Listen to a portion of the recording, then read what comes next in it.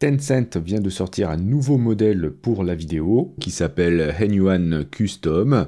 Il s'agit d'une architecture multimodale conçue pour la génération de vidéos personnalisées. Ce modèle met l'accent sur la cohérence du sujet. Il va permettre de créer des vidéos mettant en scène des sujets spécifiques en utilisant diverses entrées de référence. Il prend en charge plusieurs types d'entrées, comme du texte, des images, de l'audio et de la vidéo. Alors, ce que je vais vous montrer aujourd'hui fonctionne dans ComfyUI grâce à KJ qui a rendu ce modèle opérationnel dans ComfyUI, mais actuellement on ne pourra utiliser comme référence en entrée qu'une image. On verra qu'on pourra éventuellement en utiliser plusieurs.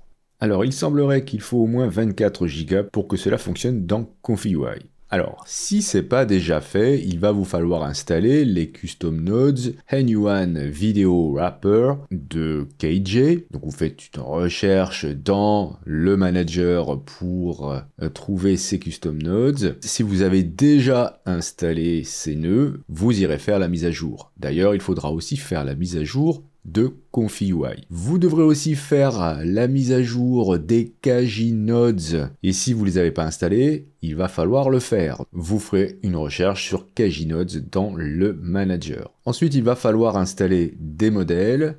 Les modèles, vous allez les trouver à l'adresse que je vous indiquerai. Vous avez d'abord un VAE à récupérer. Si vous avez déjà utilisé Henyuan Video dans ComfyUI, c'est le même, vous n'aurez pas besoin de le récupérer, sinon pour les autres, oui. Vous aurez aussi à récupérer ce modèle Henyuan Video Custom en 720p FP8 Scaled que vous irez mettre dans le dossier ComfyUI Models Unit. En ce qui concerne le workflow, vous irez le trouver dans le dossier Example Workflow proposé par KJ avec ses custom nodes Henyuan Video Wrapper. Voilà, vous avez des exemples et celui qui nous intéresse, c'est celui-ci. Henyuan Video Custom Testing 01. Dans ComfyUI, je vais aller charger l'exemple. Donc c'est celui-ci, Custom Testing. Il est assez simple. Vous avez bien sûr la nécessité d'aller faire le lien avec les modèles, ici le VAE, là le modèle. Ensuite,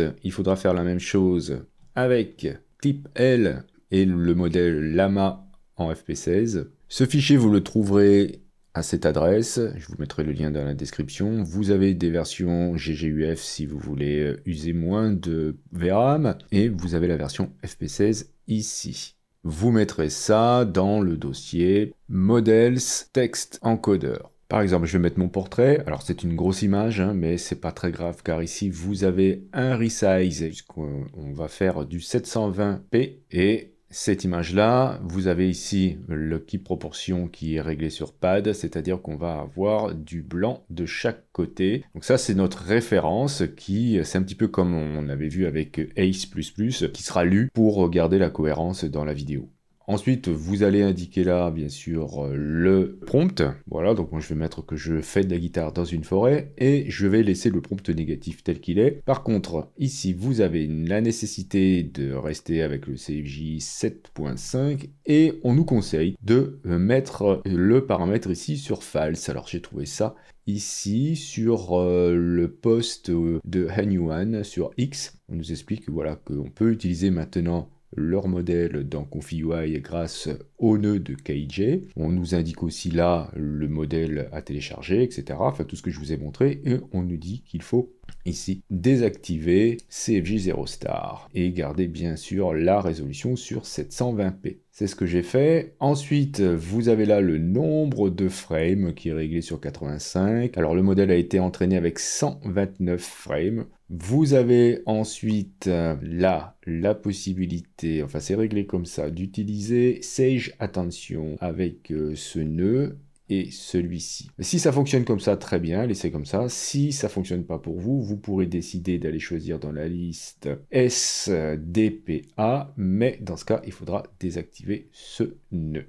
Voilà. En ce qui concerne la génération, avec du 720p et 85 frames, ça coûte environ 10 minutes. Alors, j'obtiens ça comme résultat, voilà, pour un premier test. La cohérence est là. Voici un autre test. Donc là, c'est un petit peu mieux.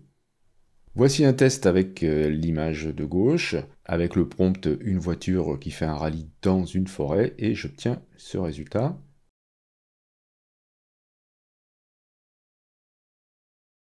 On peut bidouiller le workflow pour essayer de mettre plusieurs images, plusieurs références. Donc par exemple ici, je veux que cette femme-là tienne à la main ce sac à main.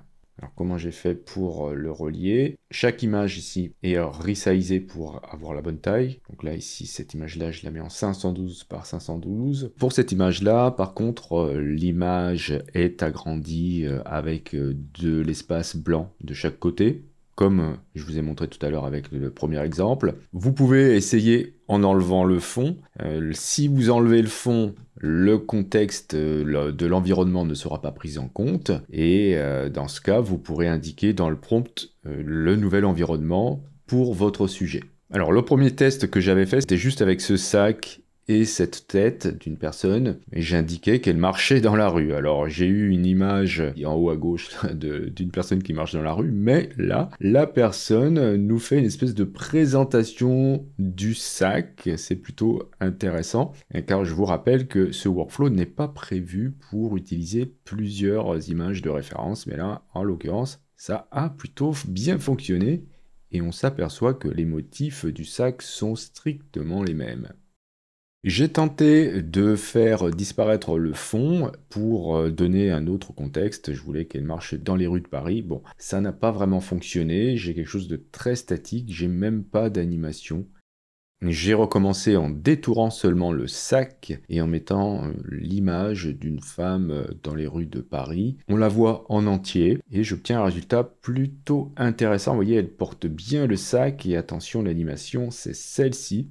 C'est un petit peu dommage, on a l'impression qu'elle recule en fait et qu'elle a sa tête inversée ainsi que les jambes. J'ai tenté plusieurs fois, mais j'obtiens toujours à peu près la même animation. J'ai essayé de la mettre sur le côté, bon, elle bouge pas alors que derrière ça bouge, malgré le fait que dans le prompt j'indique qu'elle marche. Un autre test cette fois-ci avec la personne vue de profil, non détourée, le sac non détouré lui aussi. J'indique qu'elle marche dans la rue. Alors je me retrouve avec une personne qui porte des lunettes, je ne sais pas pourquoi. Bon, c'est à peu près la même robe, même si c'est pas tout à fait ça. Et l'animation est un petit peu étrange, vous allez voir, elle recule, elle fait demi-tour et elle repart. Donc voilà, bon.